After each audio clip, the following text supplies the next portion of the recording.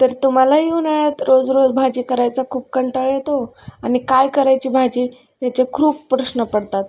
आज काय करू, उद्या काय करू. तर असं करण्यापेक्षा ही रेसिपी एकदा नक्की ट्राय करून पहा. तर आपण रेसिपीला सुरुवात करूया. आज मी थापी वडी करणार आहे. आता यामध्ये तेल टाकलेलं आहे. त्यानंतर हिरवी मिरची, कोथिंबीर, लसूण, थोडीशी अद्रक टाकून बारीक करून घेतलेलं आहे. चांगलं असं हलवून घ्यायचं. त्याच्यामध्ये 1 चमचाभर हळद टाकून घ्यायची आणि हलवून घ्यायची. हळद पण जास्त भाजायचं नाही, थोडंसं 1-2 वेळा हलवून घेऊन 1 ते 1.5 ग्लास पाणी टाकायचं. तुम्हाला जेवढ्या वड्या करायच्या आहेत तेवढं. आणि असं उकळू द्यायचं. 1 वाटी पीठ घेतलेलं आहे. आता हे पीठ चाळून घेऊया. म्हणजे याच्यामध्ये काय असेल तर ते वरच राहते, खाली मऊसूत पीठ राहते. मध्ये ओवा आणि जिरीची पावडर टाकून घ्यायची छान अशी.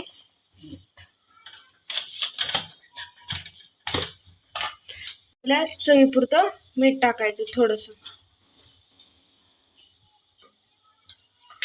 आता याला आपल्या उकळी फुटत आलेली आहे. फुटलेली आहे. गॅस कमी करायचा आणि आता बेसन पीठ. आता आपण छान असं बेसन हटवून घेऊया. चांगले एकजीव होईपर्यंत हटवून घ्यायचं. बघू शकता असं तुम्ही हटवून घ्या, म्हणजे गाठोड्या राहत नाहीत ना.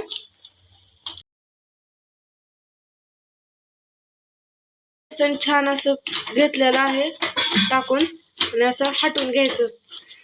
सगळ्या गाठी चांगल्या हटून करून घ्यायचं. आता आपण याच्यावर झाकण ठेवून देऊ 5 मिनिटं.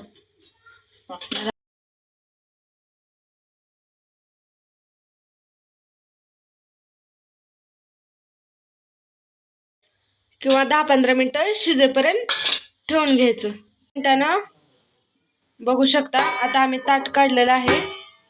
आता शिजले का नाही बघायचं. बघा आता कसं शिजले का नाही बघायचं. थोडं प्लेटावर घ्यायचं पीठ, थापून बघायचं. आपल्याला नाही चिटकलं का ओळखायचं. प्लेटावर थापून बघायचं,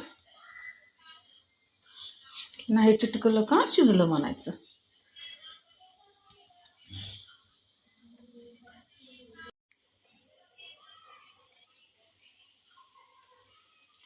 निघालं शिजलं असं बघायचं.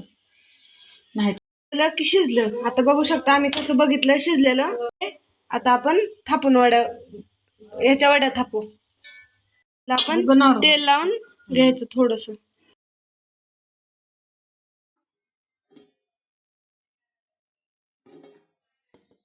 आहे तोपर्यंतच थापून घ्यायचं आणि उरलेलं असं लगेच झाकून ठेवून घ्यायचं. बघा आता कसं थापायचंय. छान असं पुढच्या बोटाने थापून घ्यायचं. आपली वडी छान अशी थापून झालेली आहे. त्यानंतर आपण आता त्याच्यावर खोबऱ्याचा खीस टाकून घेऊया. जाड पातळ तुम्हाला जशी आवडेल तशी तुमच्या हिशोबाने थापून घ्या. खोबऱ्याचा खीस पण असा दाबून घ्यायचा, म्हणजे कचकच लागत नाही. तर आपण आता त्याच्यावर कोथिंबीर टाकून घेऊ. कोथिंबीर पण छान अशी दाबून घेऊया. त्यानंतर आपण आता वड्या कापून घेऊ. आपण एक छोटा आणि एक मोठं छान असे ताट थापून घेतलेले आहेत. तर बघू शकता हे आपण वड्या कापून घेतलेल्या आहोत, कशा झालेल्या आहेत. एकही वडी बतईला अशी चिटकलेली नाही चाकूला. बघू शकता दोन्ही ताट थापून घेतलेले आहेत. तर बघू शकता आपल्या वड्या किती छान अशा झालेल्या आहेत.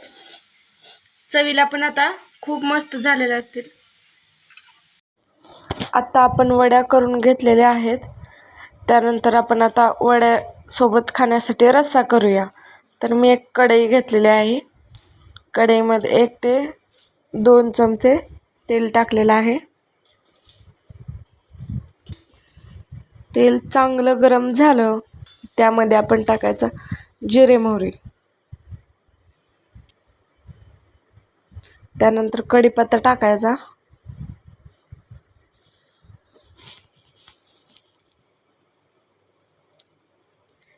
कढीपत्ता चांगला तडतडला की त्यामध्ये वाटण टाकायचं. तर वाटणामध्ये मी कांदा, टोमॅटो, लसूण, अद्रक आणि सुकं खोबरं हे सर्व साहित्य भाजून करून मी टाकलेलं आहे. तर आपलं वाटण खरपूस भाजून झाल्यानंतर आपला घरगुती काळं तिखट, लाल मिरची पावडर, धना पावडर हे सर्व साहित्य टाकून घ्यायचं.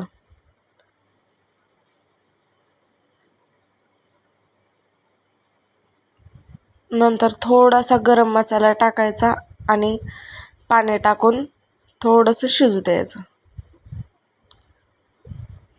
नॉर्मल फक्त 1 मिनिट शिजू द्यायचं, जास्त नाही. त्यानंतर बघा आता आपल्या भाजीला कसा कट येईल आहे. आणि आपण ते पाटवडीचं थोडं उरलेलं ते खरकटणं असतं ते त्याची भाजी करतो ना, मग ते उरलेलं सगळं आपण कढईमध्ये टाकून घ्यायचं. आपल्याला जेवढी भाजी करायची तेवढं टाकायचं.